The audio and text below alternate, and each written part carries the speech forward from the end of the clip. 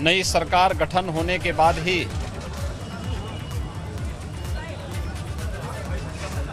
यह 18वीं विधानसभा का पहला सत्र आज से शुरू हो रहा है।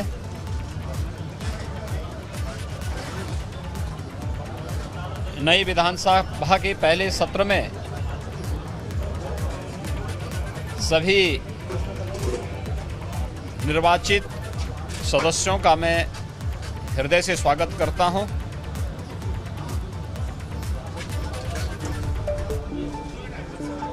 प्रथम सत्र की शुरुआत प्रत्येक वर्ष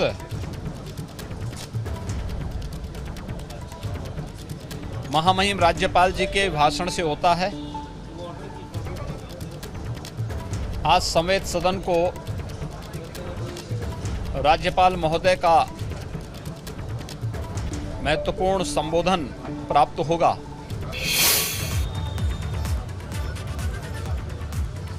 मैं विश्वास के साथ कहता हूं कि विगत लगभग 3 वर्ष से राज्यपाल महोदय का जो मार्गदर्शन प्रदेश के विकास के लिए, लोक कल्याण के लिए प्राप्त हुआ है, सभी माननीय सदस्यगण आज उनके अभिभाषण से मार्गदर्शन प्राप्त करके न केवल पिछली उपलब्धियों को बल्कि भावी कार्य योजना को भी सदन में चर्चा परिचर्चा का विषय बनाएंगे। गंभीर और प्रभावी बहस के माध्यम से देश की सबसे बड़ी विधानसभा के गौरव और गरिमा में अभिवृद्धि भी करने में अपना योगदान देंगे।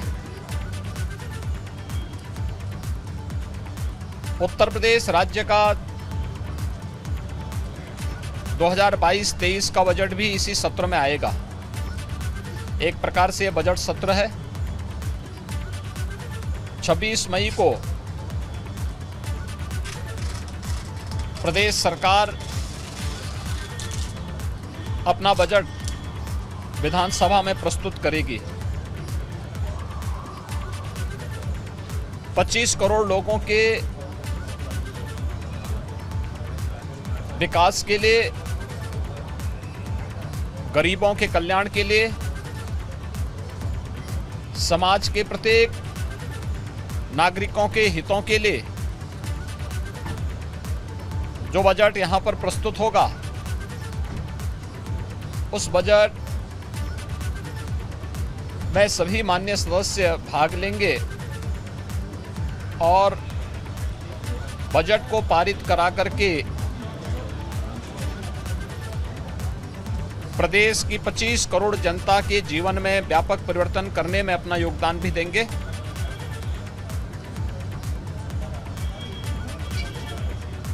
प्रदेश के विकास के लिए, प्रदेश के गरीबों, किसानों, नौजवानों और आधी आबादी के हितों के लिए किसी भी प्रकार की कोई चर्चा परिचर्चा के लिए सरकार सदैव तैयार रहेगी। स्वाभाविक रूप से सभी सदस्यों को इस अवसर पर सदन में अपनी बात को रखने का मौका भी मिलेगा, लेकिन माननीय सदस्यगण अपनी बात को तभी सदन में रख पाएंगे जब उस प्रकार का माहौल सदन के अंदर विपक्ष बनाने में अपना योगदान देगा। सरकार हर मुद्दे पर चर्चा करने और प्रत्येक माननीय सदस्य के द्वारा उठाए जाने वाले मुद्दे को एक सार्थक और सारगर्भित चर्चा के साथ ही उसका उत्तर देने के लिए भी पूरी तरह तैयार रहेगी। 18वीं विधानसभा के गठन के साथ ही पहला सत्र प्रारंभ होने पर मैं सभी माननीय सदस्यों का एक बार फिर से हृदय से स्वागत करता हूं,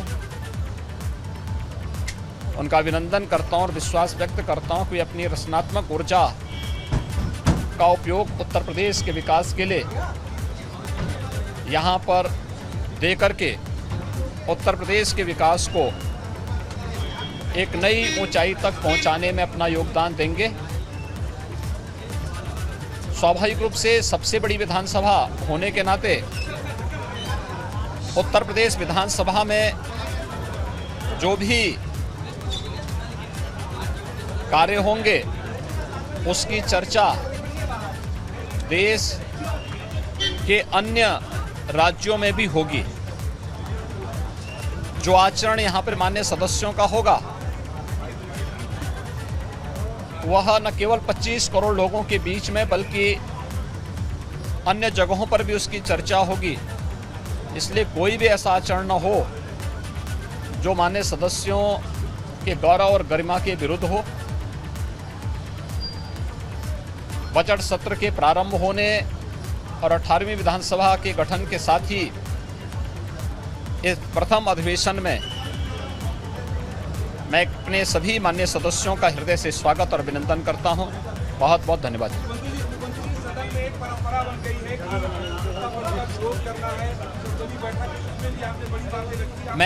मैंने इसीलिए कहा ना कि ये सदन की गरिमा को बना करके इस उच्च सदन का उपयोग उत्तर प्रदेश के विकास के लिए 25 करोड़ लोगों के जीवन में व्यापक परिवर्तन करने का जो अभियान चल रहा है विगत 5 वर्ष के दौरान प्रधानमंत्री मोदी जी के नेतृत्व में लोक कल्याण के, इंफ्रास्ट्रक्चर डेवलपमेंट के, गरीब कल्याण के और उत्तर प्रदेश के समग्र विकास के लिए जो कार्य हम लोगों ने किए हैं उन सब पर चर्चा और भावी योजनाओं पर चर्चा का भी मंच होता है सदन।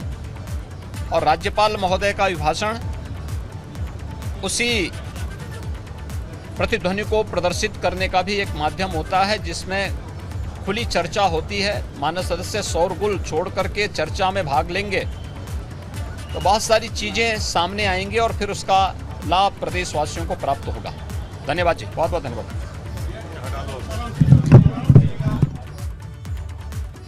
तो सीएम योगी को सुना आपने, जहां सत्र में शामिल होने से पहले उन्होंने ये तमाम बातें सामने रखी। सबसे बड़ी विधानसभा के इस सत्र की शुरुआत होने जा रही है जिसमें बजट को सामने रखा जाएगा और 26 मई को सरकार अपना बजट पेश करेगी। 25 करोड़ के लोगों के विकास के लिए यह बजट पेश होगा और ये बड़ी जानकारी साझा करी है मुख्यमंत्री योगी आदित्यनाथ ने। गरीबों के कल्याण, नागरिकों के हित, इन तमाम चीजों को ध्यान में रख करके ये बजट पेश होगा। बजट को पारित करा करके प्रदेश की उन्नति के रास्ते को, मार्ग को प्रशस्त किया जाएगा और 26 मई को सरकार अपना बजट पेश करेगी। ये बड़ी खबर।